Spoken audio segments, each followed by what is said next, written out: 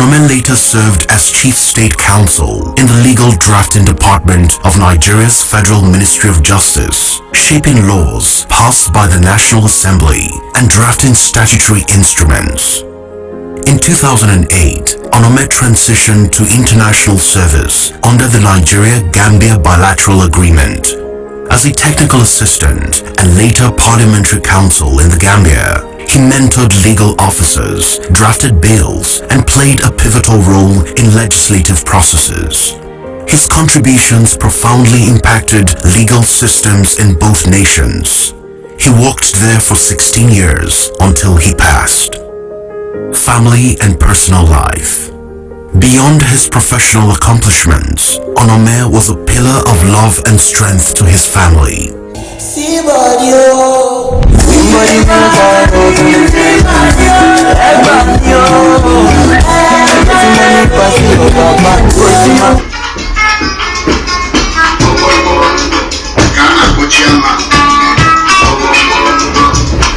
Sliced the air, I pulled out the nana, rolled off the bed and shot back, pop out. He was the devoted husband of Yetunde Obabumi Obuotor and a loving father to his 3 children, Barrister Onome Obuotor, Dr. Agogo Obuotor, and Ejirogene Obuotor. His family was his pride and joy, and he balanced his demanding career with unwavering love and support for them. Hello? I wish I was a little bit taller. I wish I was a baller. I wish I had a girl who looked good, I would call her. Wish I had a rap. Onome shared a deep bond with his siblings who remember his kindness, wisdom, and unyielding dedication to family values. Despite his demanding career, he remained steadfast in his love and support for those closest to him, serving as a role model of balance and compassion. A legacy of excellence. Onome Ewhrudjakpor Obuotor's life was one of purpose and service. His work strengthened legal systems and communities, and his personal example set a high standard for those who knew him, inspiring countless individuals. Though his passing leaves a profound void, his legacy lives on in the lives he touched and the institutions he helped shape and the family he cherished. Onome's journey remains a beacon of hope and an enduring source of inspiration to all who knew him. My name is Barrister Onome Ewhrudjakpor Obuotor. First child of Barrister Onome Ewhrudjakpor. Yeah, he was my father for most of my life, but then towards the ending of his, we became best friends. In the sense of, growing up, obviously, he had to teach me the fundamentals, the principles of how to be a man. When you're younger, you don't really understand why they're making you do these kind of things. At 12 years old rather, he'd carry me outside to be checking the gauge in the car, water gauge, check how to fill oil inside, how to do all these kind of things. I'm always checking the light meter, all this 1, 2 things, but then now it's just like once he's gone, it's just like, was he planning it for this or for my own self? But that's beyond the point. He was a father to not just my siblings and all, but to everybody. Okay, he would always give you advice non-stop if you need it. To everyone, he took everyone as a kid, and no one like his child. And then if you are grown up enough, he takes you like a sibling. He's never too shy to lend a helping hand. My father was the kind of person that would take on everybody's responsibility in the house. Doesn't matter how old you are. I remember when after I clocked 18, I was like, okay, I have my own things. He just legit me like this. Forget, you see me picking, you don't know anything. Whenever we travel together as a family, he always had this one bag that he would just put everybody's passport. Doesn't matter, like I said, doesn't matter how old you are. Everybody's passport is inside, and anything you need for travels was inside. He was also a very, very humble man. Very humble in the sense of, as much as he was a diplomat, whenever we did travel, this man never brought out his diplomatic passport. It's with him, but we didn't bring it out unless maybe that there was a hassle, or maybe one of his daughters needed to go and pee, or like there was something that he was really stressed out, and then he bring it out. But then he wanted to just feel the same with everybody. You know, he didn't. One thing he hated the most was deception and looking down on people. So he always made sure to help everybody and just try and stay as humble as he can be. Anytime he comes back to Nigeria, one of the funniest things I know is, anytime he comes back to Nigeria, he will always go to this Mama Put, any of the street sellers. This is somebody that can take himself to wherever he wants to go and eat. You know, these five-star restaurants where he says no, he prefers those places because it reminds him. He told me on the phone, he reminds him of like where he came from and things like that. Obviously, I can't take the place of my father over that. It's not something that anybody has. It doesn't matter how much they've trained you to be a man. You know, it's not something that somebody has been looking forward to, that the death of your father, God forbid. But then, my dad has raised me in the right sense.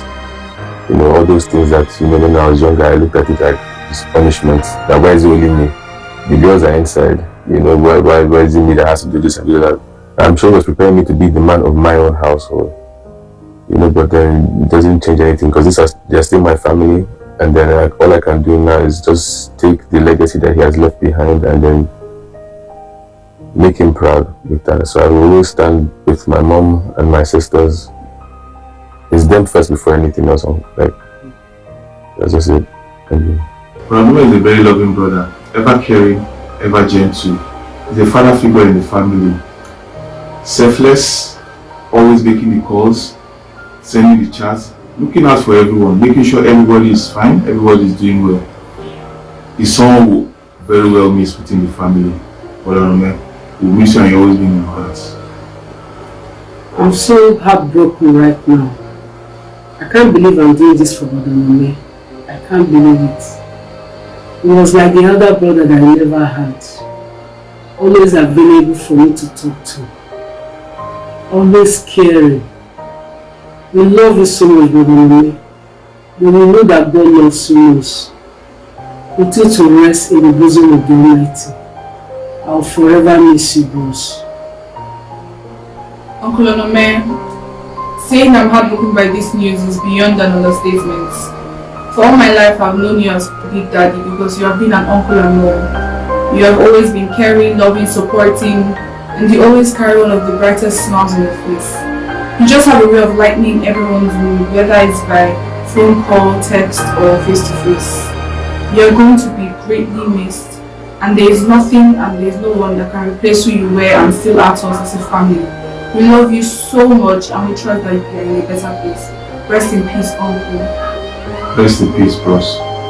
Rest in peace, big bros. Uncle Onome, it's so painful to make this video and to have lost you so soon. It's very painful. But I want to say thank you to Uncle Onome because he was very present in our lives, and every time I spent with him was a joyful time. I never remembered any time that was not joyful with him. From when I was a child, like his presence always brought joy, because you know that when Uncle Onome comes, he's coming with biscuits and goodies, and we were always so delighted to have him like be around. And he had such a big heart. Like I was, you know, usually in his house during the holidays, and he just had a way of making everybody feel welcome, feel valued, and feel loved. And he had like a very big heart, and it was such a gift. I know that nobody here would be surprised to hear me say that Uncle Onome is an amazing man, an amazing father, an amazing brother, an amazing counselor, an amazing person. He is so kind, so loving. I have so many amazing memories with him. I remember when I was younger, probably 5 or 6, I remember he used to give me his watch. He used to put me on his Beetle car, and I used to dance on it. I remember him eating all the food I would make him when it wasn't nice. I remember when I was upset at some people back in Festac, and he came, and I turned around and I looked at these people that upset me, and I was like, my brother-in-law is here, and he's going to sue all of you guys, and you all go to prison. I didn't understand anything to do with law. He was such a patient person. Always knew what to say at the right time. Even if it was a hug or the stern truth. He did not suffer falls. He was amazing. He is amazing. And I will always love him. Boss, we didn't expect to do this video so soon. We thought you had much longer time to spend with us. There's a hole in our hearts. There's no doubt about that. But we want to be thankful for the time you spent with us and what you shared with us during that time. Thank you for having a positive impact on all of us. Thank you for the father figure role you played in Dara's life. The last few months where you spent time in London, we will cherish it forever. We will miss you very much. Take care. Love you lots. My mom traveled and she left my sister and I home with him. And she made soups, many soups. But yes, I was left to make pounded yam and whatever. I had never made it before because I never needed to, because my mom was always around. So she was like, oh, just boil it, just pour the powder and it'll be fine. So I made custard. Basically, it was pap. So in my head, let's just throw this one away. But he actually sat down and ate it, and I'm like, oh, you did a good job. I know that I did not do a good job, but we ate that food and we enjoyed it. He was always around. So like, even when I'm preparing for exams and I'm supposed to go and buy pens and stuff, I would ask him for advice of what pen to get. Last time I was in Nigeria 2 years ago, he told me to open a bank account to prepare me for coming back to Nigeria. So I was 21, I was knowledgeable enough to know how to fill a form. But I called him, how do I spell my name on this form? How do I spell your name on this form? So I always miss that presence because we're always there to give advice for everything, even when I didn't want the advice. I will tell him how much I love him and respect him as a father, because he really was a father to me, and I feel like I never told him how much I loved him enough. Especially the last few months of his life, we fought a lot, and I realized that it's just because of how much he loved me, and things I did may have hurt him more because of how much he loved me. So I'll definitely tell him how much I love him. I'm Barrister Onome Ewhrudjakpor, and this is Aisha Ewhrudjakpor, my wife. Good evening, everyone. I just wanted to say that Barrister Onome was an amazing person. He was a beautiful soul, and I'm very much grateful and thankful for the time he spent with us all. He's definitely going to be missed, and I pray his gentle soul rest in peace. Barrister Onome was like a second dad to all of us. Just like his wife, we call her our second mommy. Both of them radiated positive energy towards anyone they come in contact with. Barrister Onome particularly, even at times when he's the one that we should be checking on, he was the one checking on everyone, from the oldest person in the room to the little baby in the room, saying, how are you doing? And that was how selfless Russ was. And he will also deal with anyone irrespective of creed, whether you're the president or you're the guy that works at the gate. He makes everyone feel special, talks to everyone with respect. I really want to appreciate him for all he's done, the positive energy that he's shared with us, his wife, the kids.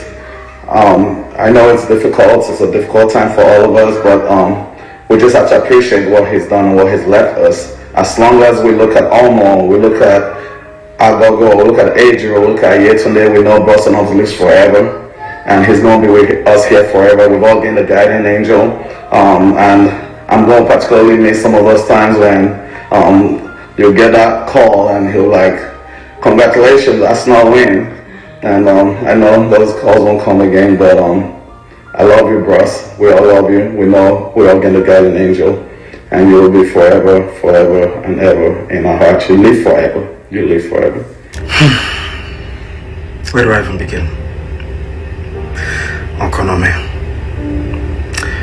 you've been an uncle, you've been a brother, you've been a mentor, you've been a life advisor, you've been so much to us and more.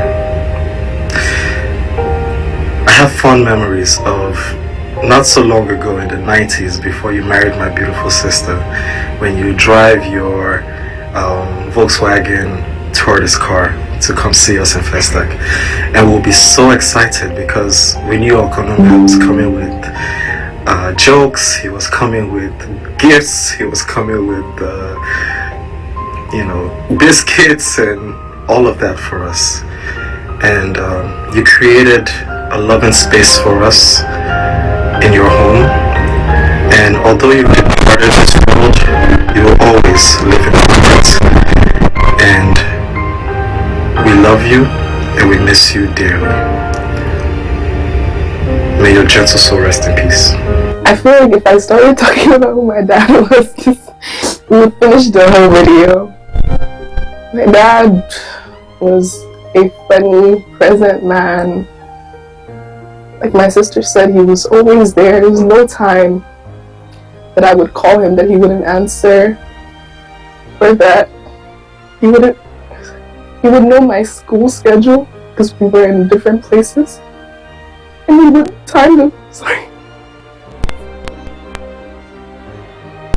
he learned my class schedule, and then he learned the times in which to call me, and he would call each time, exact time, every single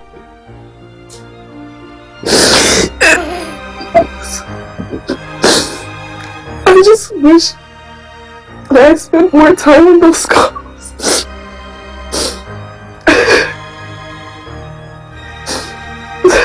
Sorry.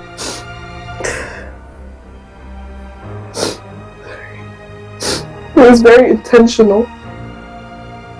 He had several alarms on his phone. Let it be, pick Adriel up at this time. Tell Agogo to do this. Remind Omo that he hasn't sent this document. It was very intentional. It was incredibly funny. I would say this over and over again. I feel like people never really got to see how funny he was. Big on stickers. He had so many stickers on WhatsApp. He had more than me. He had gotten my mom flowers for her birthday earlier this year, and because he had just learned how to make stickers, so he had gotten my mom flowers for her birthday, and he had made a sticker of a picture he had taken of her, and it was not 1 second he would not send that sticker. He even had one of me, and to me it was the ugliest picture he kept sending. He kept sending it. He was a picture taker. Matter of fact, he was a documenter. He wouldn't miss out on documenting a single thing, even if we would just be sitting down in the living room having dinner, or just watching a movie, or let's say we stepped out to a place we've gone many times. There was not a single time we went to church that he wasn't taking a picture before we left. It's just, I don't know who's going to take those pictures now. But I really appreciate that they're there for us to look at and see. He was an advisor, even beyond the legal field.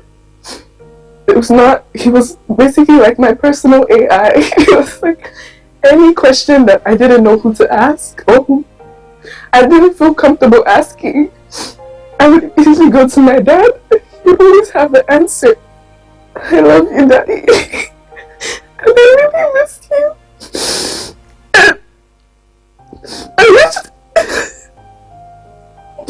I wish I spent more time with you. It'd be good. And if I had known that was the last time I would see you, I'd never left the house. And I got the glasses that you sent me. Yeah.